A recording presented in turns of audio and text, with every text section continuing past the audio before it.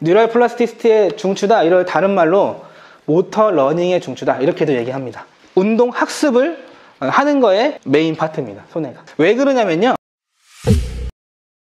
가다가 진짜 실제로 나가냐 안 나가냐는, 일단 나가냐 안 나가냐를 고민한다는 거는 결과를 어느 정도 안다는 거잖아요.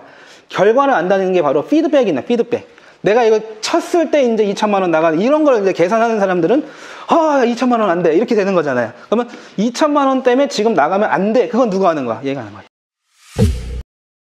강의를 시작해 보도록 하겠습니다. 오늘은 이겁니다. 들어봤죠? 뉴럴 플라스티시티. 이게 바로 뭡니까? 우리가 궁극적으로 해야 될 재활의 목표가 되겠죠? 이거를 이해를 하셔야 이게 이제 재활을 하시게 됩니다. 여러분들이 이제 제가 자꾸 이제 말씀드리려는 부분들이 몇 가지 기술만 가지고 치료를 이렇게 쉽게 접근하기보다는 조금 깊이 있게 하다 보면 우리가 이제 고민되는 부분들, 하여튼 잘 안 되니까 하여튼 어려운 거잖아요. 이제 하긴 하는데 내가 잘하고 있는 건가, 이런 것들도 좀 궁금하고, 환자분한테 어떤 정보를 충분하게 드리고 있는지, 이런 것들 좀 필요해가지고 여러분들이 이제 오신 걸로 저도 알고 있고, 저도 그런 고민이 많아서 공부를 열심히 했던 겁니다. 그래서 플라스티시티 이겁니다. 보시면은 이렇게 정상 신경이 인저리가 돼가지고, 근데 우회해가지고 경로가 생겼다. 이게 플라스티시티죠. 근데 이게 지금 여기 검정색이고 여기는 빨간색이잖아요.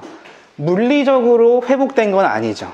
우리가 CNS와 PNS의 차이가 뭡니까? 이거 의외로 대답하기 어렵거든요. 제가 여러 그 치료사 선생님들한테 PNS와 CNS 차이가 뭐예요? 그러면 잘 대답하지 못하는 경우가 많아요. 혹시 머릿속에 어떤 말이 떠오르시나요? PNS와 CNS의 차이? 뇌와 척수, 네. 그다음에 그 외 말초신경들.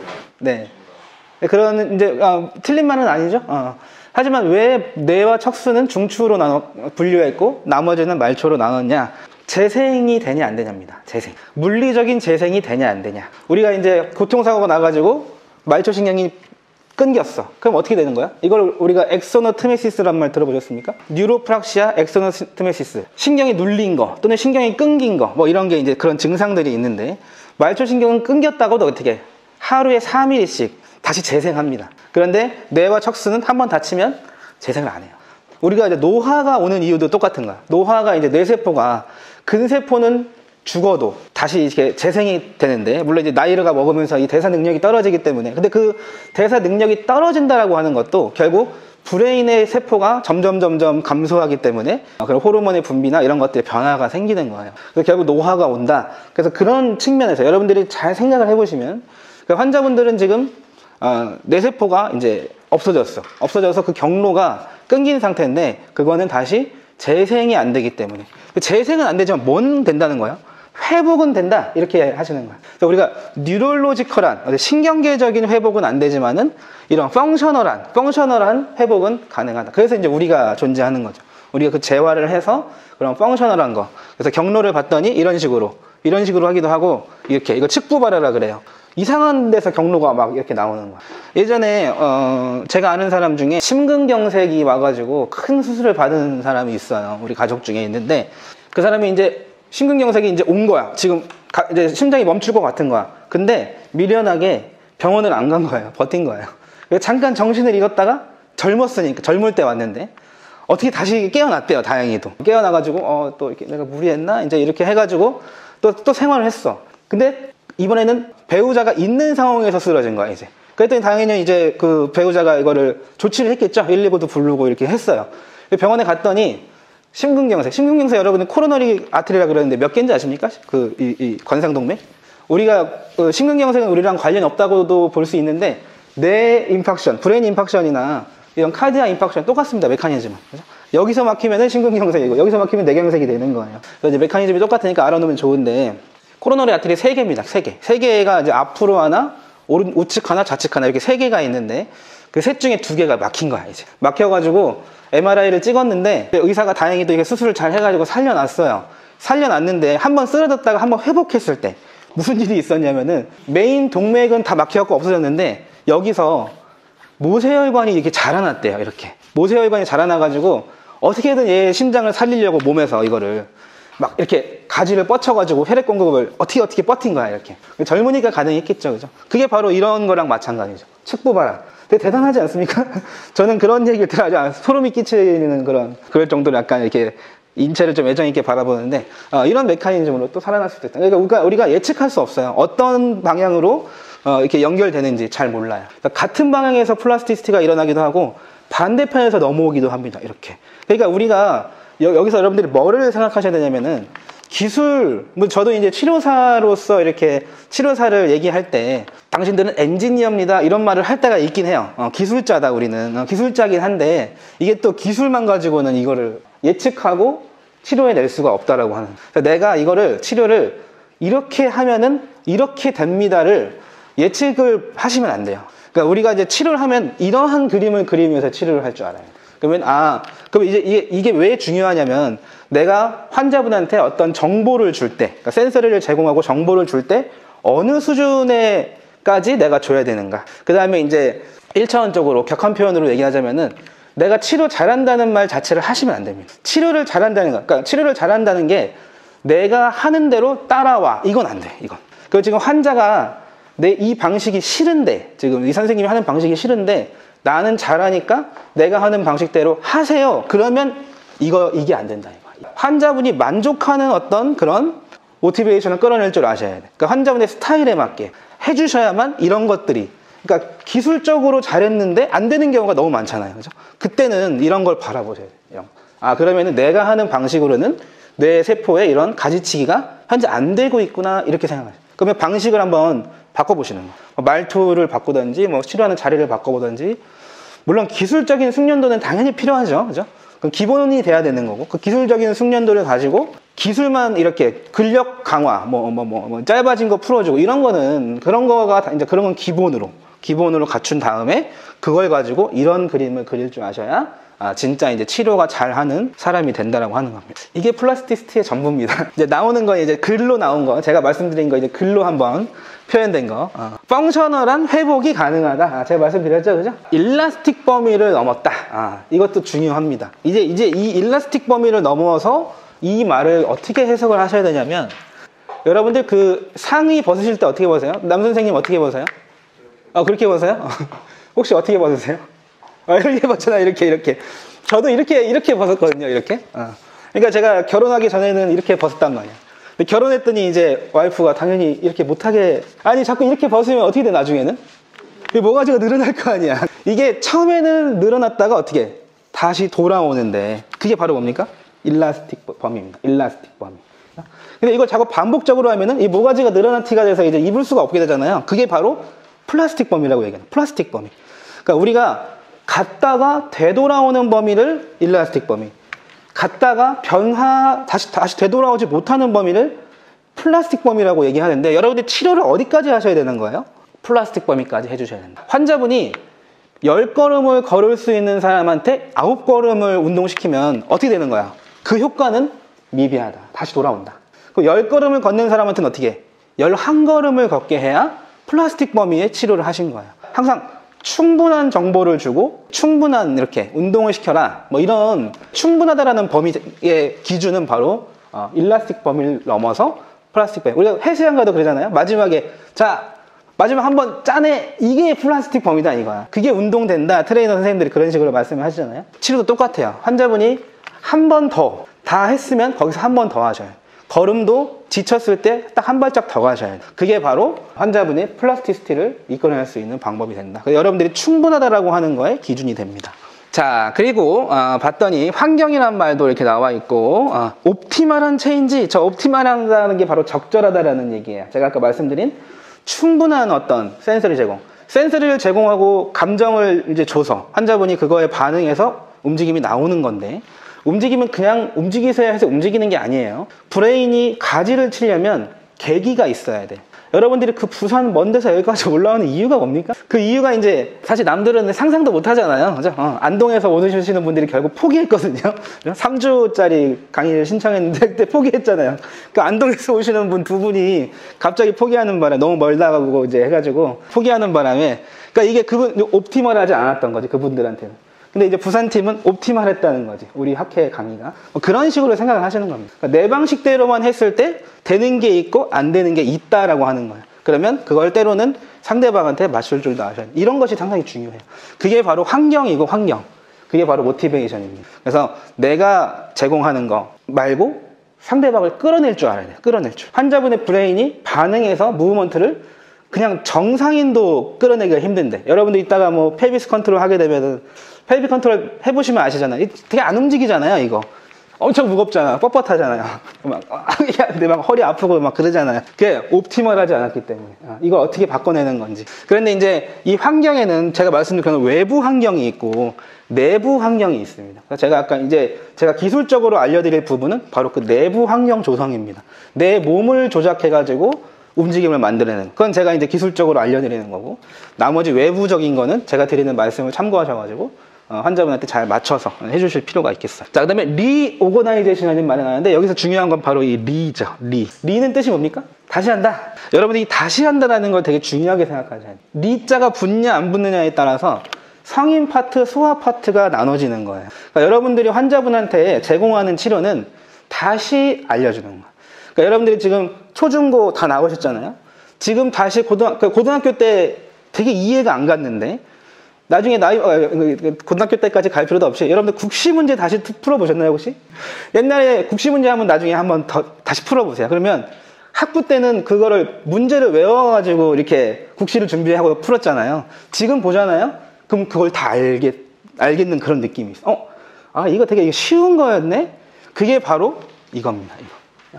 그래서 환자분들은 원래 할 줄 아는 건데, 우리가 다시 교육을 해주는 거야. 그러니까 치료를 할 때, 자, 오른발 뛰시려면 왼발 디뎌야 되는 거 아시죠? 이런 식으로 치료를 해주셔도 좋은 방법이 돼요. 그러면 이제, 자, 이 다리 디뎌야지 이게 떨어질 거 아니야? 그거를 이제 상대방 이미 알고 있잖아. 그러면 이거를 굳이 딛는 거를 새로 알려줄 필요가 없어요. 자, 그러니까 디뎌만 줘도 갑자기 이렇게, 이런 게 있다고, 이런 게. 제가 그런 거 자주 보여주는데, 이따가 웨이트 베어링 이렇게 체중만 실려도 반대쪽 다리에 힘이 이렇게 풀려서 나가려고 하는 그런 메커니즘들이 있거든요. 그럼 제가 굳이 뭐 여기서부터 여기까지 나가는 근력을 활성화시킬 필요 없이 이것만 잘 해주면 이렇게 발 잘 디디면 팔도 떨어져. 영상도 제가 가끔 보여드리고 그러는데, 발을 디디면 편안해지면 떨어진다. 이게 바로 리오거나이제이션이에요. 원래 이렇게 되는 거잖아요. 이렇게 설명을 하시는 겁니다. 그런데 아이들은 어때요? 프리머처 베이비 아예 모르고 태어나죠, 그죠? 프리머처 베이비가 7개월, 엄마 뱃속에 있을 때 7개월째 됐을 때 풀 플렉션이라는 걸 한번 합니다. 몸을 전체 다 웅크려, 강하게 웅크려요. 강하게 웅크리고 8개월째 펴기 시작해요. 이렇게 익스텐션. 조산아가 8개월이 넘었냐 안 넘었냐가 되게 중요한데, 6개월에 태어난 아이들은 미드라인 오리엔테이션이 안 된다 그래. 그 풀 플렉션을 경험하지 못했던 거예요. 그런 친구들은 사실 걷기가 좀 어렵죠. 근데 이제 8개월 넘어서 태어난 아이들은 거의 조산이라고 보지 않아. 그래도 한번 풀 플렉션 경험하고 익스텐션 나가려는 찰나에 뭐 한번 경험했을 수도 있고, 그리고 태어나기 때문에 그 익스텐션을 사용할 수 있으니까 뭐 이렇게 다시 조금 강화시켜가지고 해주면 돼요. 근데 6개월이나 6개월 이전에 태어난 친구들은 이제 그걸 경험하지 못했다.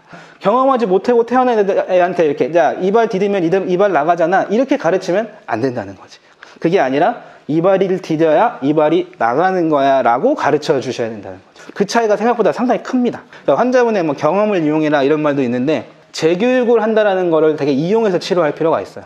그래서 환자분은 팔을 뻗는 게 당연해. 아이들은 당연하지 않지만 성인은 당연하다고요. 정상 발달을 한번 이렇게 경험한 사람들은 당연한 걸 가지고 모티베이션을 이용해서 또 치료를 해주시는 겁니다. 자, 뭐 이렇게 돼 있다. 근데 이거는 이제 뭐 이렇게 돼 있는, 이건 학부 때 이제 외우는 그런 글귀고, 한마디로 얘기하면은 처음에는 두루뭉실하게 가르쳐주고, 그 다음에 정확하게 가르쳐주고, 그 다음에 태스크를 수행해라, 그 이야기입니다. 그리고 그거를 마지막에 여기 학습과 기억, 그 다음에 이게 지속화가 돼야 되겠죠. 그죠? 여러분들이 신경 쓰셔야 될 부분은 지속적으로 그걸 사용할 수 있게 만들어주는 게 여러분들이 신경 쓰셔야 될 부분이에요. 그래서 이제 지속적으로 쓰다 보면 나중에 세포가 회복이 되는데, 너 작업치료 할 줄 아냐? 그러면 작업치료과 들어가기 전에는 작업치료가 뭔지 모르잖아요. 작업치료과를 졸업하면 나 이제 작업치료 할 줄 알아. 이게 이제 이겁니다. 손상 세포의 회복. 할 줄 모르는 상태에서 할 줄 아는 상태로. 환자분한테 걸으실 수 있으세요? 그러면 못 걷는데요? 이런 사람이 있고, 걸을 수 있는데요? 그런 사람이 있잖아요. 그죠? 그 경계선, 그게 바로 뉴럴 플라스티시티다 이거. 뭐 반복적인 자극, 그러니까 이거는 이제 우리가 센서리를 왜 줘야 되는가에 대한 그런 레퍼런스입니다. 그래서 우리가 그 자극을 줄 때, 그 아까 제가 말씀드린 적절한 자극을 주셔야 돼요. 내가 막 이끌어가는 게 아니라 환자분과 상호 소통하면서 이렇게 이렇게 해주시는 거다. 그 다음에 지속 가능하고 장기적인 변화를 의미한다. 이 체인지가 또 이제 그 플라스티시티의 그 핵심 단어죠. 그러니까 환자가 변해야 돼. 이렇게 오늘 톤이 한번 떨어지고 치료가 끝나 그런 게 중요한 게 아니라 떨어진 톤을 가지고 내가 실제로 사용을 할 수 있어야 된다. 사용을. 근데 이 사용을 하시려고 하다 보니까 뭐가 중요하냐면 근력이 중요하다 이거야. 근력이. 여러분들이 어떤 한 가지 이론만 가지고 치료했을 때 한계점이 있을 때가 바로 이런 경우예요. 결국에는 근육을 활성화시켜 가지고 그 머슬을 사용했을 때 우리가 어쨌든 뭐 이렇게 움직이든 이렇게 움직이든 그죠? 다리를 뭐 이렇게 들든 앞으로 들든 근육이 있어야지 움직일 거 아니에요. 그죠? 그런 궁극적인 목적을 잊어서는 안 된다, 이거. 그래서 항상 근육 재활용을 항상 신경을 써주셔야 된다. 내가 아는 걸 다 하시고, 최종엔 결국에는 근육을 써줘야 된다, 이거. 여기 보시면, 너브셀 액티베이션, 이 너브셀이 액티베이션 되려면 바로 뭐가 필요한 거예요? 액티브한 무브먼트가 필요한 겁니다. 정보를 주고 반드시 근육 사용을 끌어낼 줄 아셔야 된다. 기억은 히포캠퍼스에서 담당한다. 뭐 이렇게 나와 있는데 너무 복잡하니까 롱텀 뭐 포텐셜의 세 가지 메커니즘 뭐 이런 거 우리가 림빅 시스템의 히포캠퍼스 정도만 기억하고 계시면 좋겠어요. 히포캠퍼스는 뭐를 담당하는 겁니까? 기억을 담당하는 거죠. 기억. 그래서 근데 이 히포캠퍼스를 뭐 기억을 담당한다 뭐 이런 것도 중요한데 이런 경우가 있어요. 여러분들 신경계를 조금 아셔야 되는 이유가 바로 어제 분명히 가르쳐 드렸는데 오늘 기억을 못했어. 그럼 여러분들 어떡합니까? 일단 막부터 받고 시작하죠. 내가 어떻게 그렇게 열심히 가르쳤는데 기억을 못해? 그거부터 먼저 혹시 그렇게 시작하신다면 조금 더 수련을 쌓으셔야 돼요. 환자분이 기억을 못하는 게 아니라 얘가 기억을 못하는 걸 수도 있어요. 근데 또 다음날 했는데 또 기억을 못했어. 그러면 그때는 차트를 꼭 보셔야 됩니다. 어떤 브레인을 다쳤길래 뭐 그런 증상이 나오는가. 근데 만약에 히포캠퍼스를 다치지 않았는데 기억을 못했다. 그때는 나 땡밖에 하지 마.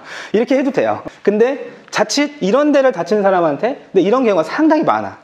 그러니까 여러분들이 제가 이제 자꾸 차팅을 하라는 걸 강조를 하는데 환자분이 처음에 입원을 하시면 꼭 이렇게 차팅을 하셔야 돼요. 차팅을.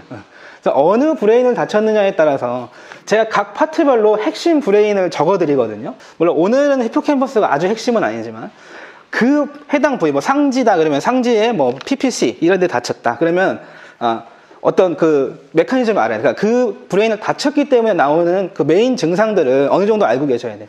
그래서 그거를 피해가던 걔를 위해서 뭔가를 세팅하든 그런 어떤 플랜이 필요합니다. 우리가 열받기 전에 먼저 차팅하자. 그러면은 열받을 일이 많이 줄어요. 네, 그 다음에 마지막으로 이렇게 되는데 이것은 셀의 증진은 아까 말씀드린 대로 물리적인 어떤 뉴럴로지컬한 그런 셀 증가는 아니고 펑셔널한 증가다. 전기 신호만 변하는 거예요. 세포 수가 늘어나진 않아요. 옛날에 우리 황우석 박사라고 여러분들 아시나요? 제가 여러분들 나이 때쯤에 아마 되게 유행이라고 되게 유명했던 그런 수의사 선생님인데 줄기세포 연구 지금도 하고 있어요. 분당원에서 맡아갖고 하고 있는데 실패하고 있죠, 계속. 여러분들 연골 재생 안 되는 거 아십니까? 연골은 혈관이 없기 때문에 재생이 안 돼요. 근데 이제 연골 재생술이라고 있어. 그게 바로 줄기세포예요, 줄기세포. 그러니까 내 몸에 다른 데서 세포를 보통 코에서 이렇게 적출해가지고 여기다 세포를 아예 넣어주는 거야, 이렇게. 그러면 이제 물리적으로 이제 채워주는 거죠. 근데 이제 연골 같은 경우에는 체험한 점은 어때? 회복이 돼요. 이만큼이 갈렸는데 이만큼 땜질을 해주면 다시 이렇게 돼. 근데 브레인은 어때요? 집어 넣는 것까지 성공했다고. 이제 그 줄기세포 프로젝트에서 집어 넣는 걸 성공했어. 그것만으로도 엄청 혁신이야, 이제. 실제로 물리적으로 세포수가 증가했어. 이제 희망이 있다. 특히 SCI 환자분들 같은 경우에는 회복이 안 되니까 좀. 그런 분들도 집어 넣는 데는 성공을 했어. 근데 뭐가 안 되는 거예요? 세포 수는 증가했지만 기능이 안 된다, 기능이. 그래서 옛날에 우리 여러분들 환자분들도 그런 거 받으러 가는지 모르겠는데, 저가 한 6, 7년 차 때쯤 2천만 원씩 들여가지고 중국 가서 막 시술 받고 오고 막 그랬어요. 줄기세포 시술 받으러 간다고 막 갔다 오고 그랬어요. 그런 물리적인 셀 증가는 아직 이룩하지 못했다. 근데 여러분들의 역할이 훨씬 더 중요하다라는 거예요. 펑셔널한 거니까. 자, 여기 보시면 뉴럴 샥이라는 말을 했네요. 이게 바로 뭐냐면은 반응한다라는 뜻입니다. 그러니까 내가 한 게, 이 선생님이 하니까 뭔가, 될 것 같아. 그때 변화가 일어난다. 그러니까 여러분들이 이런 그 지점을 아실 필요가 있어요. 그리고 제가 머슬 액티베이션 시키는 어떤 기법들을 뭐 특히 웨이트 베어링을 이용해서 얼라이먼트와 웨이트 베어링, 로케이션 이런 걸 가지고 이제 머슬 액티베이션 하는 걸 보여드리는데 그런 거를 또 많이 아셔가지고 근활성화를 시켜주는 그런 게 바로 이런 뉴럴 샥입니다. 다른 지점에서는 활성화가 안 되는데 이 지점에 갔을 때 활성화가 되는 거. 그게 바로 이제 모티베이션이에요. 대신 내부적인 모티베이션이 되겠죠. 제가 지금 방금 말씀드린 부분은. 그리고 건축 치료도 중요하다. 건축 치료. 여기 보시면 less affected side라는 말을 제가 여기다 써놨어요. 우리가 이제 환측, 건축이라기보다는 다친 쪽, 좀 덜 다친 쪽 이런 식으로 해석하시는 게 맞아요. 엔테리어 코티코 스파이널 트랙 여기서 시작해가지고 어디로 가는 거예요?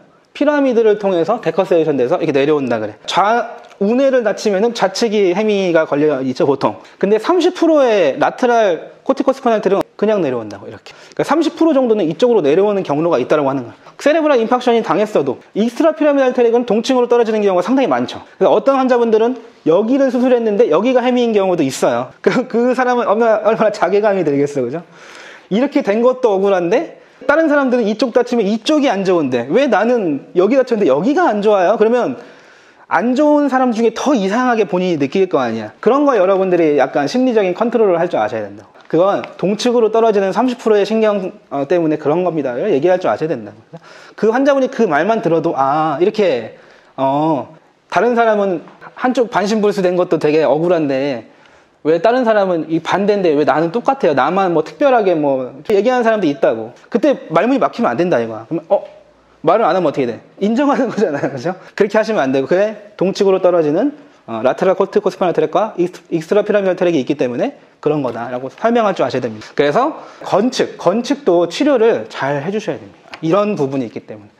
그 다음에 건축과 환측은 다 한 몸이에요. 다 한 몸. 여러분들이 만약에 건축 치료를 무시한다는 건 정형외과 파트를 아예 여러분들이 인정을 안 하는 거나 마찬가지. 우리가 스트로크가 없어도 도수치료 받잖아요. 스트로크가 없는 사람도 이런 물리적인 치료를 근력 운동을 받는다고. 근데 스트로크 있는 사람들은 더더욱 이쪽도 반대쪽도 역시 그냥 없는 사람도 틀어져가지고 뭐 골반 교정하고 뭐 이런 현실인데 스트로크 있으면 당연히 반대쪽이 더 많이 틀어져 있겠죠, 그죠? 이 몸도 하나의 몸이다. 그래서 그 건축 잘 세팅 그리고 그다음 그걸 토대로 이렇게 환측 이렇게 하시는 거예요. 그리고 건축을 치료하면 효과가 좋아요. 효과가. 건축 치료는 쉽잖아요. 잘 움직이니까. 운동 시키는 대로 하잖아. 실제로 건축을 치료해서 좋아지면 내 몸 전체 다 좋아진다고. 그래서 환자분한테 보여주기 좋아요. 저를 믿고 잠깐 기다려보세요 해가지고 건축 치료 한 다음에 걸어보세요 했을 때 하면 그때부터 나의 신뢰도는 확 올라간다 이거. 그런 걸 위해서라도 꼭 건축 치료 해주셔야 됩니다. 그 다음에 이거 사이너스 시냅스는 바로 여러분들의 통증의 원인이 되는 겁니다. 내가 지금 허리나 어깨가 아팠어. 여러분들 제가 그 환자분이 자꾸 이렇게 다리를 돌려서 걷는데 자 환자분 다리 돌려서 걷지 말고 이게 앞으로 내밀어보세요 이렇게 하실 거 아니에요, 그죠? 근데 어떤 환자분은 난 그냥 이게 좋으니까 그냥 이렇게 할래요. 이게 편하니까 그냥 이렇게 걷겠다는 사람들 많잖아요. 이렇게. 그래서 여러분들이 어떻게 합니까 그때? 걸으셔도 됩니다, 안 됩니다는 이제 본인의 판단에 맡기는 건데 걸으셔도 될 때. 근데 나는 원래 이렇게 걸으셔도 되는데 나는 이렇게 걸었으면 좋겠어 라고 말씀을 드릴 때 환자분한테 왜 그런지를 명확하게 말씀을 하셔야 돼요. 그냥 야 내가 보기가 좀 그래. 다리를 돌리니까 이런 데 부딪히고 안 좋잖아요. 그냥 앞으로 이렇게 해. 이렇게만 설명을 끝나면 안 된다 이거야. 이렇게 했을 때 문제가 뭡니까? 바로 통증입니다. 통증. 내가 사용하지 말아야 될 머슬을 과사용하게 됨으로써 생기는 통증이에요. 그럼 그 과사용이 문제야. 과사용을 한다는 건 뭐야? 어떠한 한 부위를 사용하지 않았기 때문에 다른 부위가 과하게 사용된다. 이게 과사용이잖아요. 그럼 그 사용하지 않는 부위가 바로 뭡니까? 사일런트 스냅스입니다. 근데 브레인이나 스파이널 코드에 인절이 없이도 사일런트 스냅스가 존재한다고. 그게 우리가 허리나 어깨가 아픈 이유다 이거야.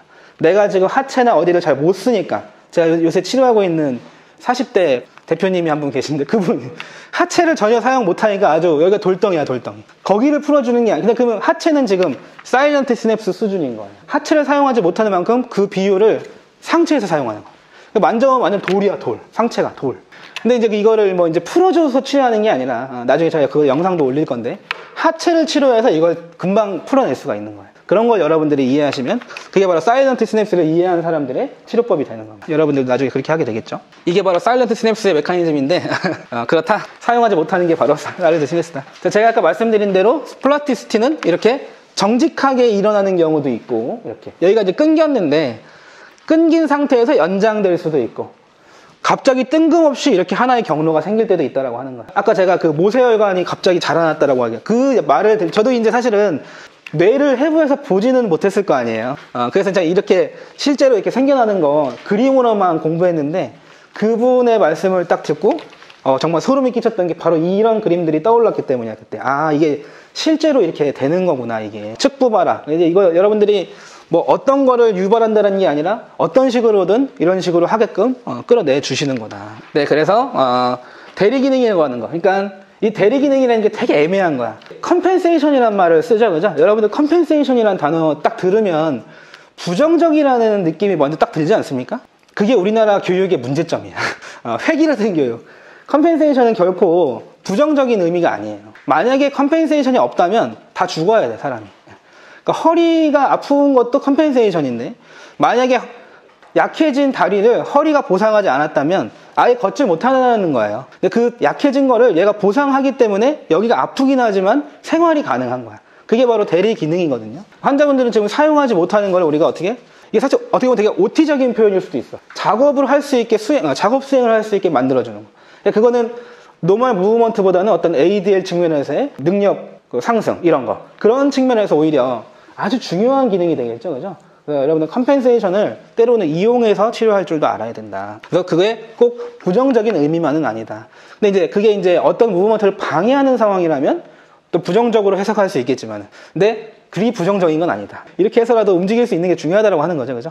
대신에 통증이 일어날 수 있다. 이런 것들을 여러분들이 개념을 가지고 치료하시면 되겠습니다. 근데 어떤 방법으로도 또 문제 해결하는데 도움이 될 수 있다. 그 다음에 좋죠, 그죠? 다양한 접근법으로 태스크를 수행했을 때 어떤데요? 퍼포먼스 태스크 수행이 된다.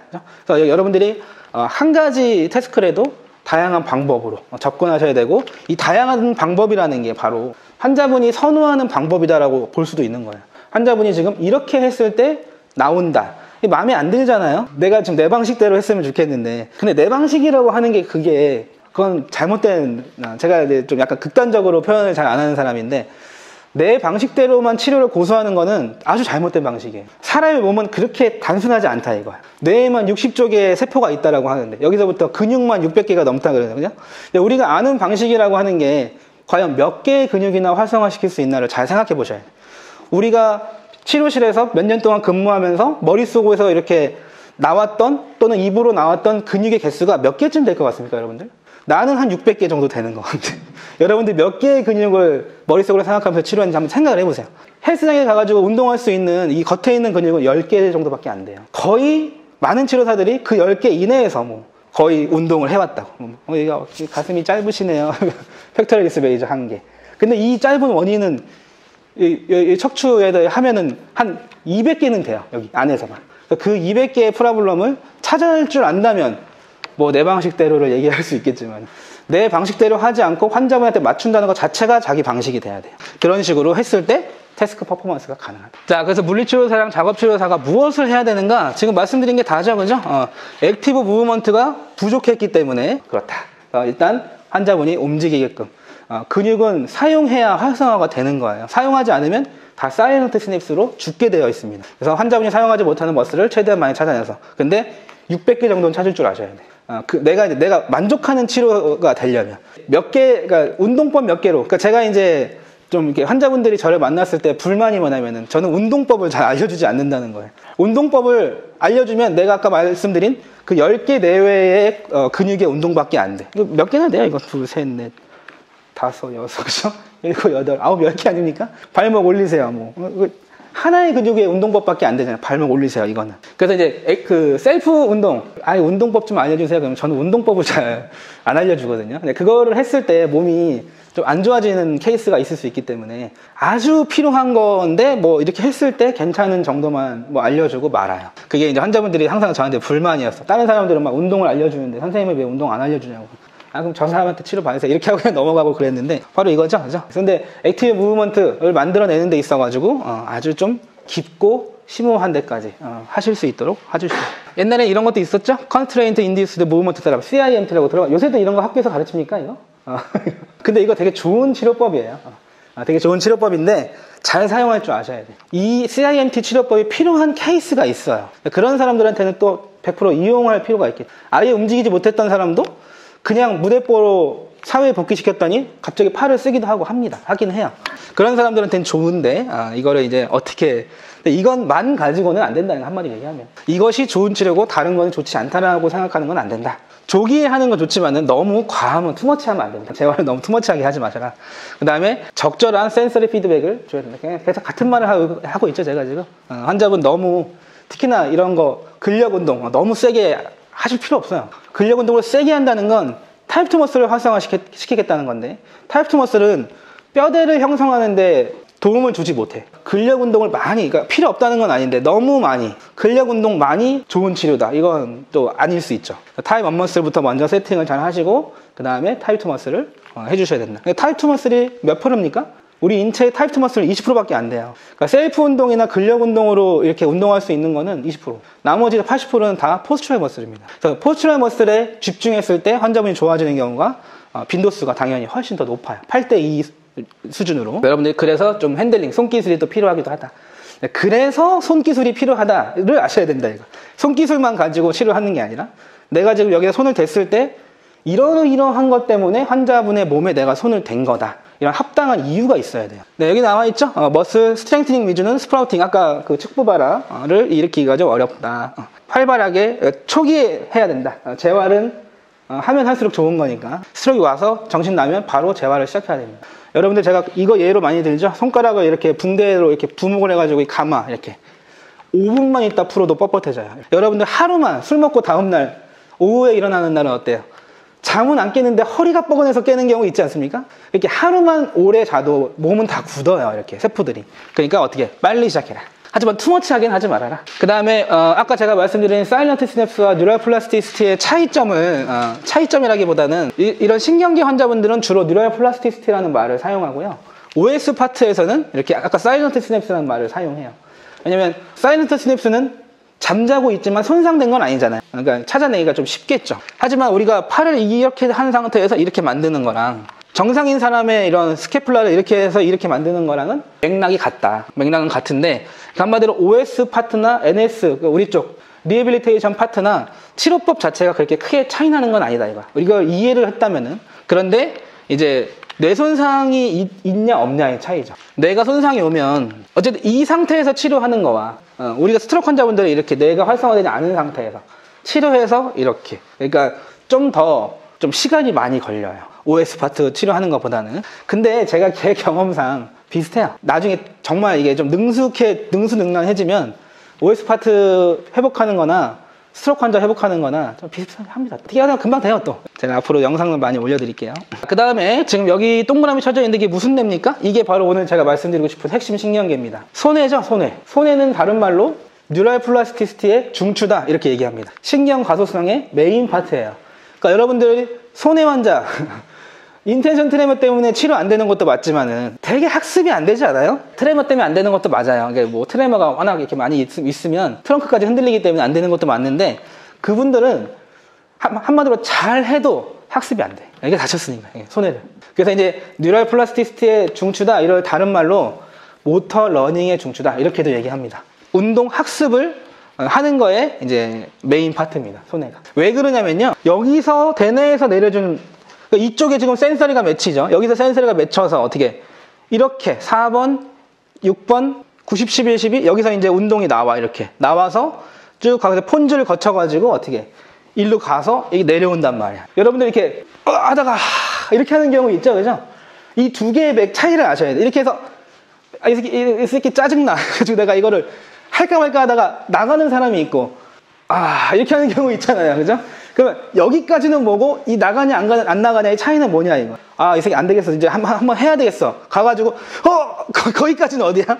여기서 해야 돼. 해야 된다라고 하는 거. 내가 지금 한 대 까야 돼는 얘가 해주는 거야, 얘가. 근데 가다가 진짜 실제로 나가냐 안 나가냐는, 일단 나가냐 안 나가냐를 고민한다는 거는 결과를 어느 정도 안다는 거잖아요. 결과를 안다는 게 바로 피드백이나 피드백.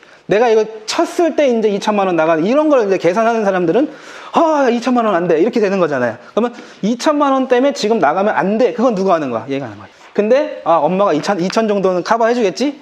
이건 그 다음에 이제 엄마한테 가서 무릎 꿇고 2천만 원 달라고 해야죠. 그래서 그런 피드백, 그러니까 그렇게 했을 때 근데 결과를 모를 때는, 그러니까 어렸을 때 이제 처음 때려보는 사람들은 결과를 모를 거 아니야. 그럼 일단 한번 쳤어. 근데 한 번 치니까 집이 휘청거리네. 다음부터 안 해야지. 그게 여기에 저장되는 겁니다. 그럼 그 다음번에 이게 되는 거예요. 그게 바로 피드포워드 피드백 시스템입니다. 그래서 그런 거. 그 다음에 두 번째는 뭐냐면 그 머슬과 텐던에 있는 센서리들. 제가 이제 이렇게 잡아가지고 뭐 랭스닝도 시키고 막 이런 것도 알려드리고, 머슬 스핀들 특히 또 텐던에 GTO가 있죠, 그죠? GTO와 머슬 스핀들이 어디로? 바로 스피노 세레벨라 트랙을 통해서 올라갑니다. 그러니까 우리가 머슬과 텐던을 치료해야 되는 이유가 바로 그거예요. 우리가 다른 수많은 센서리, 도잘 컬럼 메디엄 레미스커스 시스템, 뭐 스피노 살라믹 트랙 다 이용하지만 결국 우리가 뉴럴 플라스티시티의 중추를 건드리려면 결국 머슬, 스핀들과 GTO를 건드려줘야 되기 때문에 그만큼 근육 치료를 많이 해야 된다고 하는 거예요. 근육의 액티브 무브먼트 한 번이 상당히 소중한 반응이다 이거지. 그게 바로 이거를 이제 움직이게 변화할 수 있게 만드는 가장 빠른 방법이기도 하다 이거. 그래서 여러분들이 머슬과 텐던 치료에 또 집중할 필요도 있겠다. 네, 그런 것들이 여기 다 이렇게 나와 있습니다. 이 리모델링이라는 말 좋죠? 할 줄 모르는 거에서 할 줄 아는 게 되는 거. 바로 리모델링이죠. 세레벨럼의 기능은 뭐 이렇다. 근데 여기 보시면 이게 중요합니다. 적절하게. 우리 그 커플들 사이에 항상 문제가 되잖아요.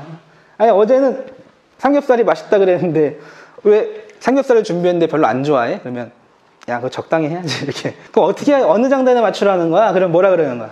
적절하게 해 임마. 이게 가장 중요한 거 아니겠습니까? 손해가 발달한 사람은 그런 걸 잘하죠. 너무 과해도 안 되고 너무 적어도 안 되고 해주고 빠지고 밀었다 당겼다. 그게 바로 이게 스무스한 거. 이렇게 했다가 이렇게 했다가 또 텐션이 높았다가 좀 이렇게 차분하게 그런 것이 바로 손해가 발달한 사람들. 그러니까 우리가 이런 걸 통해서 결국에는 우리가 또 이런 거를 가지고 환자분한테 또 제공을 할 줄 알아야 되겠죠. 환자분한테 너무 일률적인 자세로만 하는 게 아니라 때로는 부드럽게 하시고 때로는 또 강력하게도 하시고 이런 식으로 자꾸 치료사 자체가 이런 변화를 즐길 줄 아셔야 됩니다. 그래야 좀 더 이렇게 모터 러닝에 가까워집니다. 이거 손해라는 말이 나왔으니까 퍼킨즈 셀 하나만 알아놓으세요. 이 퍼킨즈 셀은 심장에도 있고 손해에도 있어요. 퍼킨즈 셀의 역할은 억제입니다. 억제. 이 억제라는 게 중요해요. 아까 이 부드럽고 잘 한다는 거. 여러분들이 술을 처먹으면 어떻게 돼? 통제력을 상실하죠, 그죠? 뭐를 상실한 거야? 억제력을 상실한 거예요. 억제력. 누가 억제하고 있는 거를? 퍼킨즈 셀이 억제하고 있는 거를 상실했다. 이 퍼킨즈 셀이 우리 인체는 멈춤이 먼저입니다. 멈춤이 기본이에요. 여러분들 일단 지금은 앉아있는 것보다 움직이는 게 더 좋을 수 있어. 지금 뭐 몸이 좀 뻐근할 때가 됐죠, 그죠? 그런데 우리는 움직이는 것보다 누워있는 걸 선호하잖아요, 그죠? 원래 사람은 억제가 기본이야. 억제. 가만히 놔두면 그냥 가만히 있어요, 이렇게. 근데 그 억제를 어떻게 됩니까? 그 억제를 억제해줘야 돼, 이렇게. 그걸 우리가 이니비토리 이니비션 메커니즘이라고 그러고 디스 이니비션이라는 말을 씁니다. 그 퍼킨즈 셀이 뭐야? 가만히 있는 얘를 퍼킨즈 셀에 와가지고 억제해주는 거야, 이렇게. 그러면 손의 심부액이 발동이 돼가지고 무브먼트가 나간다, 이거야. 그래서 그 억제가 중요합니다. 그러니까 이 억제를 담당하는 파트는 베이저 강글리아와 세레벨럼 두 파트가 있어요. 그러니까 여러분들이 가만히 있다가 이제 일어나려고 하는 거, 이거는 베이저 강글리아가 해주는 거고, 나가는 중에 우리가 술을 마시면 술 먹다가 이렇게 치면 저 새끼 취했네? 이렇게 먹다가 이제 젓가락 콕 치잖아요. 취한 애들이 이렇게. 그러면 쟤 취했네? 그 억제력 상실한 게 바로 뭐야? 얘가 지금 작동을 정확히 안 하는 거야. 움직이는 도중에 치는 거는 손에서 담당하는 거고, 멈춰 있다가 움직이기 시작하는 거, 그거 이니시에이션이라고 얘기하죠. 그거는 베이저 강글리아에서 이제 시작한다. 그러니까 여러분들이 베이저 강글리아의 억제를 먼저 환자분한테 풀어주고 무브먼트가 시작되면은 움직이는 중에 부드럽게 만들어주는 움직임은 손해에서 관장을 하는 거다. 그래서 그런 거를 참고해서 치료하시면 되겠습니다. 잠깐 쉬었다가 펠비스 파트 실습하도록 합시다.